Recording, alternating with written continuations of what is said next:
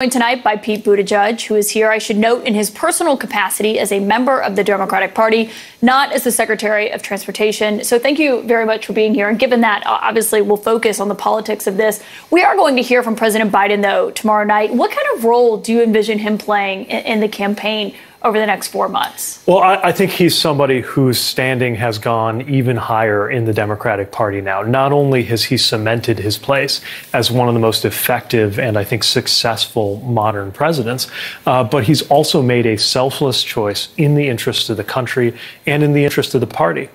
But he's also, I think, very focused, at least I expect to hear from him, a focus on the remainder of this term when there still is a huge amount of work to be done. And I think he'll lay out that vision in addition to one for the party. He really will be speaking as somebody who can command so much respect in the party and across the nation. Yeah, and he said he plans to be on the campaign trail. But when it comes to Harris herself, a few years ago, you were running in the Democratic primary against Harris. You believed that you were best positioned to beat Donald Trump. Why do you think Vice President Harris is the best candidate to beat Donald Trump now? Well, I think we've seen it even just in the last 48 hours, the speed with which she has brought the party together and the energy with which she has not just, as she sometimes says, prosecuted the case against Donald Trump, but also begun to lay out the kind of vision that is going to make Americans better off. It's a phenomenal contrast between President Trump, who is consumed by his own past, and Kamala Harris, who is talking about our future. I also really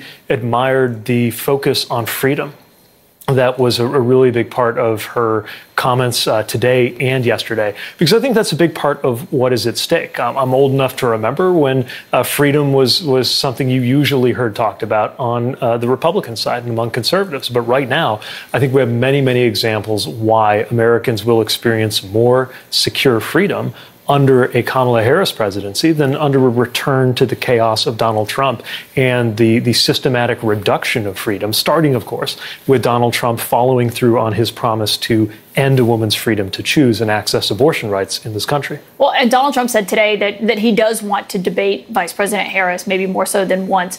One of the issues that only after backing out of the debate he already agreed to, though, right? Somehow today he has an issue with doing it with ABC. Right, but he didn't when he agreed to it in the first place, right? I mean, I think the interesting thing about this is what changed from when he said he was ready to do an ABC debate and when he now says he's not. ABC didn't change. Donald Trump didn't change. But there's a new candidate, and clearly he hesitates to debate her on the exact same terms that he thought so you think would he's be okay. Scared to debate her? Yeah. Why do you think so? Because I think she is going to be so effective, and she's going to lay bare his inability to talk about anything but himself and his past. I think what you'll see is two things that I'm excited for Americans to see. Yes, the contrast, the way, as she laid out very powerfully, she, as a prosecutor who has defended people from people like Donald Trump, is going to remind everybody about that record, but also a contrast in governing records. She's going to be, I think, very effective in reminding Americans that on issue after issue, they already agree with us. They already agree with her and Democrats. Americans agree with Democrats and disagree with Donald Trump on taxes and his agenda of tax cuts for the rich. They agree with Kamala Harris, Democrats, and disagree with Donald Trump on his removal of the right to choose in this country. And gun violence, marriage, you can go on down the list. I think she's very well positioned to remind Americans of that fact. Well, and Trump also has a record on immigration. We saw what he did with the bill that was negotiated by some Republicans, a bipartisan group on Capitol Hill earlier. But there's also a record for the Biden administration, and it's been one of the lower points where they have polled, and it is also a top concern for voters. So what does that look like for Harris as, how she defends how the Biden administration has handled immigration, but also maybe trying to separate herself from some of those decisions? Well, I think she's going to be able to, again, remind Americans of the difference between somebody who's focused on solutions and somebody who is focused on anything that can divide us. This bipartisan immigration bill that Donald Trump helped to kill would have made a difference at the border. And it was negotiated, by the way, with very conservative Republicans as well as Democrats. Why did Donald Trump kill that? Well, because he actually needs things to be terrible at the border. He's not interested in the immigration issue or the border issue becoming less chaotic. Chaos is his oxygen. He is for anything that will make it more chaotic in this country, which is why, again, he went out of his way to intervene in a congressional process and block that compromise from happening. Yeah, but if she's pressed on, after that was sunk, you saw President Biden sign an executive order cracking down on asylum seekers at the border and what those limits look like depending on how many people are crossing the border each day. If she's pressed on an issue like that, does she defend it? Does she say that it was the right move at the right time? Or is there room for her to stake new ground on something like that? Well, we'll see how she speaks to that and how she wants to lead the conversation on that. But she will already be in a position to talk about an administration, the Biden-Harris administration, that made tough choices to help with this issue. And someone like Donald Trump, who has gone out of his way to make this issue worse, because the worse it is for America, the better it is for him.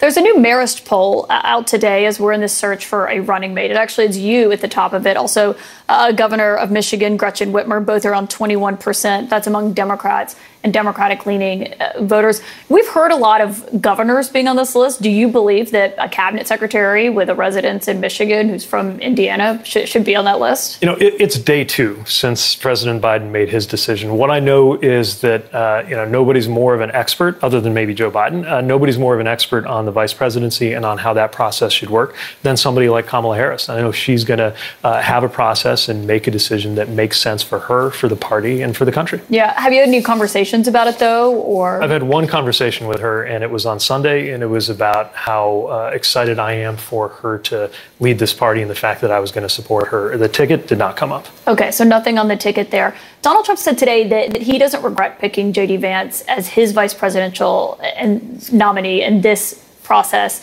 despite the fact that it happened before he knew that Harris was going to be at the top of the ticket, as we believe. Do you think that there's someone she could pick as her vice president that would make him regret that choice? Well, again, that's going to be her call, her process. But what I will say is that the choice of J.D. Vance is a regrettable choice, because he's somebody who was at his most convincing and effective when he talked about how unfit for office Donald Trump is. And he has not explained any reason, other than, of course, his obvious interest in power, why he would have changed his mind on that. Remember, J.D. Vance's whole identity is that he is connected to Appalachia, a place that is being hurt so profoundly by the opioid crisis. So the fact that he didn't just refer to Donald Trump as an idiot, though he didn't just say all kinds of things about how he was terrible, but compared Donald Trump to opioids, that is literally the darkest, most negative thing someone connected to Appalachia could possibly say about a politician. And that was in public, right? In private, he was comparing him to Hitler, reportedly. He has yet to explain why his opinion would be any different other than his own search for power. So when he says, I watched Donald Trump in office, that's what changed my mind, you're not buying that. That doesn't make any sense, especially coming from the Midwest. He's from Ohio. I grew up in Indiana and live in Michigan. I have seen how the industrial Midwest went into a manufacturing recession under Donald Trump, and has experienced a manufacturing renaissance under the Biden-Harris administration. Why is that? Because the Biden-Harris administration has led on policies that have factories rising out of the ground of places, including places like near where I grew up, that haven't seen this kind of investment in a generation. How could J.D. Vance or anybody else initially think that Donald Trump is a disaster, watch him lead the country into a manufacturing recession? This is, by the way, before COVID, let alone everything that happened through the mismanagement of COVID, and then say, oh, now I've seen the light. He's a great leader and I want to be on his team. I think we all know why J.D. Vance changed his mind. Do you think Harris will be able to appeal to those, skeptical working class voters in a Michigan, in a Wisconsin, in a Pennsylvania? Those are voters that Biden had real crossover appeal with them in 2020. Do you think Harris will be able to have that outreach to them? Yes, and I think the reason is, again, that most voters where I come from agree with her on most issues. We talked about taxes, right? The Republican Party, whether we're talking about Donald Trump or J.D. Vance, despite the kind of faux populism, they are about tax cuts for the rich and for corporations. One of the few promises that Donald Trump actually kept was the one to cut taxes for the rich. That's what they're about. And by the way, They're also against things like the minimum wage, against labor unions. J.D. Vance got, I think, a 0% rating from the AFL-CIO. You compare that with Kamala Harris, who is a distinct leader in her own right, but also part of an administration that is the most pro-union in modern American history. There are so many issues, bread and butter issues, like questions on the cost of childcare that Donald Trump was literally, it seemed, incapable of even hearing during the first debate, certainly incapable of responding to, versus something that Kamala Harris has been very focused on, making it easier and more affordable to raise a family in this country. That childcare answer in the debate from both candidates was, I think, kind of confounding to everyone. But I'm glad you brought up children, because there's actually this answer that J.D. Vance gave a few years ago, and he name-dropped you in it about people who don't have children working in the government. This is what he said. It's just a basic fact. You look at Kamala Harris, Pete Buttigieg, AOC, the entire future of the Democrats is controlled by people without children. And how does it make any sense that we've turned our country over to people who don't really have a direct stake in it? Now, I should note, you have 2 children. They were born before Pete gave that answer. Harris is also a stepmom to children as well. But what's your response to that? The really sad thing is he said that after Chasten and I had been through a fairly heartbreaking setback in our adoption journey.